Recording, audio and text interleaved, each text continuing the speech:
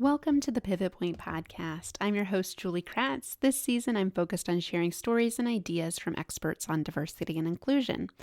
This episode, I'm going to take the mic and talk about our upcoming Women's History Month and things you can do to celebrate at your organization. I promise to leave you with some actionable tips to think about and discuss with your organization. I share this information because inclusive leadership is a journey. It requires bravery and courage, and you do not have to do it alone. At Next Pivot Point, I believe we are stronger together. We are one. So we're going to dig into this week's topic, Women's History Month. March is upon us. We are just a couple weeks away. And as we kind of hit the midpoint of Black History Month, where we've talked about in our podcast binge today, I want to move the conversation forward and kind of look ahead so that you can be proactively planning for this other important month of diversity and inclusion. You know, often with these months, I find, especially in corporate America, it is very much a one and done celebration. It's Women's History Month. We need to do something. We're scrambling to celebrate. And as I shared in my previous episode on Black History Month, that can happen with my clients at organizations. And it can lead to some not so good, helpful ideas. So what we don't want to do in these months that are really focused on key dimensions of diversity, gender, race, we'll have some content on LGBTQ, Pride Month is in June, Disabilities Awareness Month in May.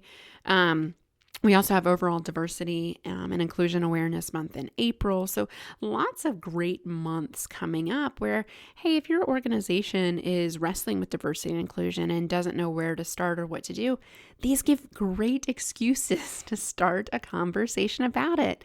And that's what good, diverse, and inclusive organizations do.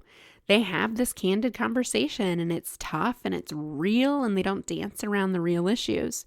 So back to gender. Why is Women's History Month important? Well, in fact, March 8th is International Women's Day. It happens to fall on a Sunday this year, so I encourage organizations to celebrate that for sure, vocally, publicly, within the walls of your organization. It gives a great opportunity to showcase women leaders that you've had at your organization or women leaders in the industry, those that have made contributions at the organization.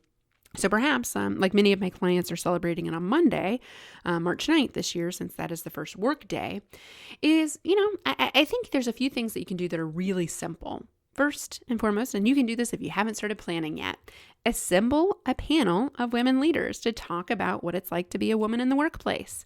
And not that they have to explain it for everybody to understand and define the experience and represent the whole woman's experience as their own journey, but rather, hey, what was it like? You know, tell us about your career, tell us what you learned, tell us about the challenges you had, tell us about how you overcame those. You know, keep it positive, but also real. No one wants to dance around the real issues affecting women in the workplace. And I'll say one that's been really hot with my clients lately is pay inequality.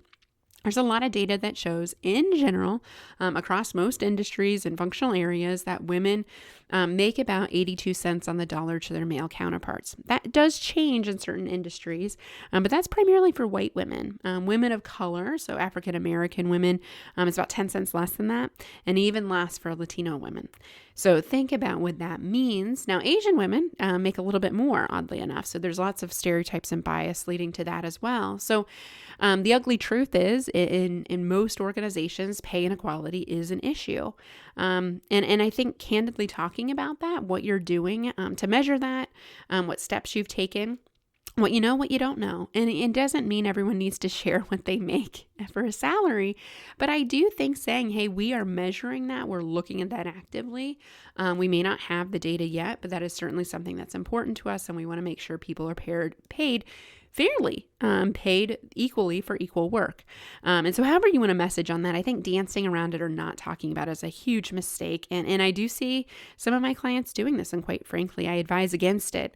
But I know there are legal departments, depending on the power of your legal department, they may be a little bit more risk averse and see a lot of dollar signs associated with that conversation.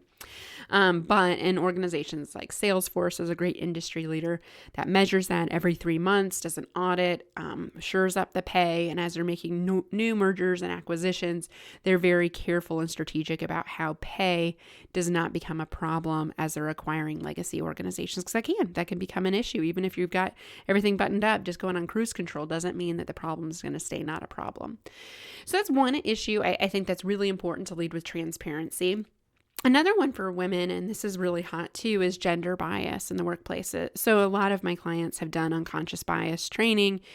They've had someone come in or they certified their team and kind of shored up everybody on awareness, kind of 101 base level unconscious bias 101. Yeah, that's great. An hour of unconscious bias training is not going to change behavior. You just leave thinking, okay, I've got bias. I need to think about that and then back to my day job. So I think this is a really good opportunity if you have participated in some unconscious bias awareness training to take it to the next level and specifically talk about gender biases in the workplace. And again, this could be done through a panel discussion. This could be done. There's some great facilitator guides from Lean In, the organization. Highly recommend.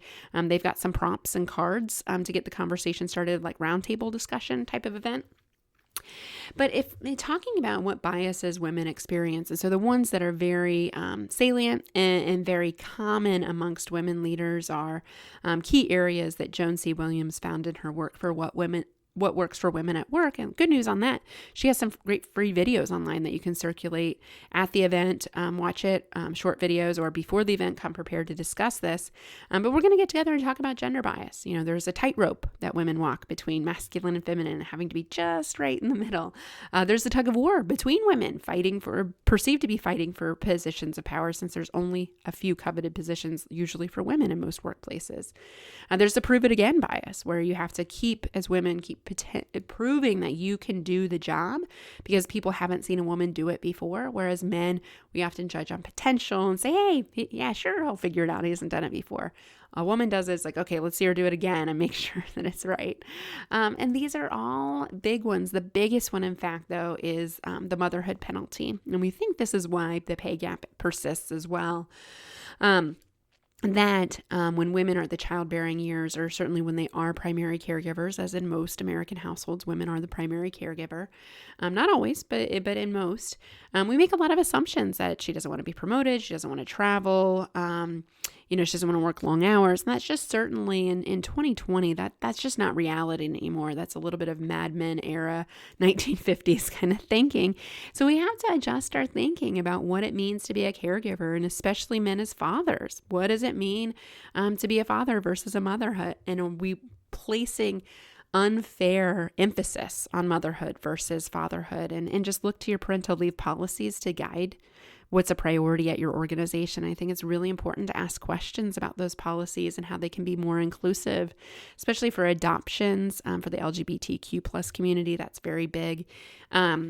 And making sure that we're really being inclusive of people as caregivers. Someone that might be taking care of older people, which on average tends to fall more with people of color as well as women. And so we're kind of marginalized by these experiences, and having really robust dialogue about why that is, where you've seen it, and then more importantly, what can we do about it as allies? How can we come together and prevent these biases from affecting women in the workplace in the future?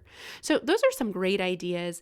The last thing I'd say is listen to a podcast, listen to a TED Talk, read a book together. On my website, I have tons of free resources, including this podcast, as well as book discussion guides that you can download for my books, as well as the top 20 reads for women's leadership and diversity and inclusion overall. So I highly recommend take a look at one of those books and come prepared to discuss. I think the cautionary piece of having a book club, especially for women, is, we get known for just talking about it, right? Book clubs turn into wine clubs and all sorts of things. I'm not saying this is going to happen in your workplace, but make sure that it really is very purposeful, that it's very intentional, that there's a discussion guide or key questions to discuss when we're together. So the conversation doesn't kind of veer all over the place and has some intention. And I always say after any event, any program that I have everybody write down one specific thing